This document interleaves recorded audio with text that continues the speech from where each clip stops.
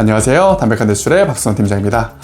최근에 기사를 보았는데요. 주택 가격이 많이 내려감에 따라서 30대들이 주축으로 주택 매수를 하고 있다는 기사를 보았습니다. 이렇게 주택 가격이 내려간 시점에서 실거주 1주택을 구매하시는 것은 굉장히 좋은 선택이 되실 수 있는데요. 오늘은 주택담보대출에 따른 기본 LTV, DSR, DTI와 같은 기본적인 용어 설명과 주택 매수 시에 얼마의 자금을 준비해야 되고 얼마만큼의 대출이 나오는지 주택담보대출 전반에 대해서 빠르게 설명드리도록 하겠습니다. 주택담보대출이라고 하면 담보라는 단어가 들어있습니다. 그래서 주택담보대출은 매수하는 부동산을 담보로 나가는 대출이라고 보시면 돼요. 일반적으로 대출은 두 가지 종류로 볼 수 있는데요. 신용을 기반으로 한 신용대출이 있고요. 담보물건이 있는 부동산 담보를 기본으로 한 주택담보대출이 있습니다. 신용대출과 같은 경우에는 보통 연소득만큼 최대 한도가 나오게 되어 있고 주택담보대출처럼 담보를 제공하고 있지 않기 때문에 개인의 신용평가를 통해 신용을 보고 대출을 해주고 있고요. 한도는 보통 연소득만큼 받아보실 수가 있는데요. 신용 기반의 대출이기 때문에 한도가 많지 않고 금리도 대출의 담보가 없기 때문에 담보대출보다 높은 편입니다. 반면에 오늘 설명드릴 주택담보대출은 부동산을 담보로 대출이 나가기 때문에 부동산 시세에 대해서 일정 부분 대출을 받으실 수가 있고요. 큰 한도와 신용대출보다 좋은 금리를 보이고 있습니다. 부동산 담보대출을 받으실 때 가장 먼저 접하시게 되는 단어가 바로 LTV입니다.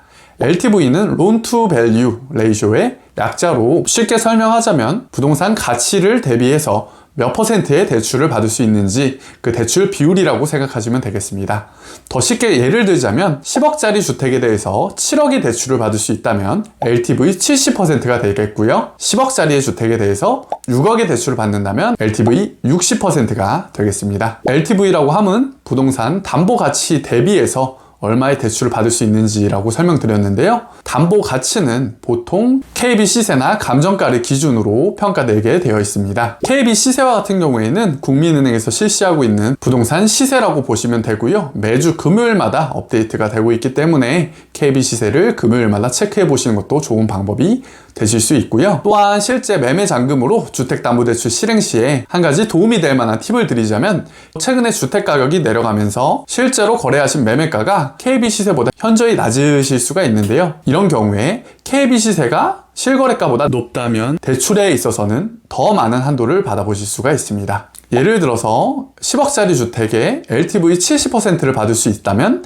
최대 한도 7억의 대출을 받을 수 있는데요. 실제 매매 가격이 9억이시라면 9억의 70%가 아닌 KB 시세와 감정가를 기준으로 평가하기 때문에 10억을 기준으로 70%인 7억까지의 대출을 받아보실 수 있고요.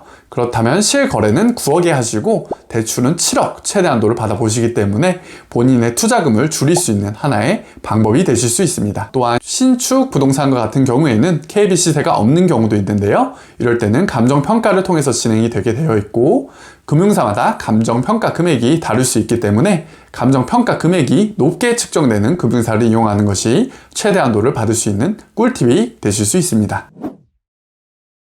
다음으로는 DTI, DSR 소득 요건에 대해서 알아보도록 하겠습니다. DTI는 총부채 상환율이고요. DSR은 총부채 원리금 상환율입니다. 쉽게 설명드리자면 벌고 계신 소득을 대비해 얼마만큼의 부채가 있는지를 평가하는 것인데요. DTI와 같은 경우에는 원리금 플러스 기타 대출의 이자만을 산정하는 반면에 DSR은 주택담보대출의 원리금 플러스 기타 대출의 이자 플러스 원금까지를 총부채로 평가하고 있기 때문에 DSR이 조금 더 엄격한 소득 요건이라고 생각하시면 되겠습니다. 이런 DTI, DSR 소득 요건을 측정할 때 있어서는 보통 대출 기간이나 원금 균등, 원리금 균등, 그리고 이자만 내는 거치 기간 등이 DSR, DTI에 영향을 줄 수 있겠는데요.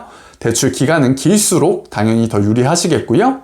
이자는 낮을수록 유리하시고 거치 기간은 없는 것으로 설정하는 것이 유리하시겠고요. 마지막으로는 원금 균등보다 원리금 균등 상한을 선택하시는 것이 DTI, DSR 요건 선정에 훨씬 더 유리하시고 더 많은 최대 한도를 받아보실 수 있습니다.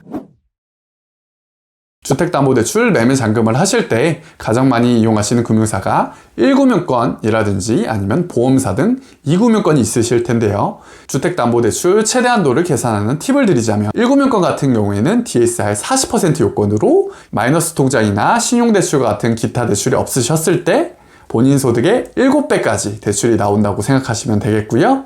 그리고 이금융권 보험사 같은 경우에는 DSR 50% 요건으로 본인 연소득의 8배까지가 최대 한도라고 생각하시면 되겠습니다. 오늘은 주택담보대출 1편, 어떻게 주택담보대출을 받는지에 대한 용어 정리를 설명드렸는데요. 2편에서는 실제적인 주택담보대출 최대 한도 계산법과 대출을 받는 순서 등 더 자세한 얘기 나눠보도록 하겠습니다. 담백한 대출 구독과 좋아요 부탁드리고요. 앞으로도 더 최신화된 유익한 금융대출 정보로 찾아뵙도록 하겠습니다.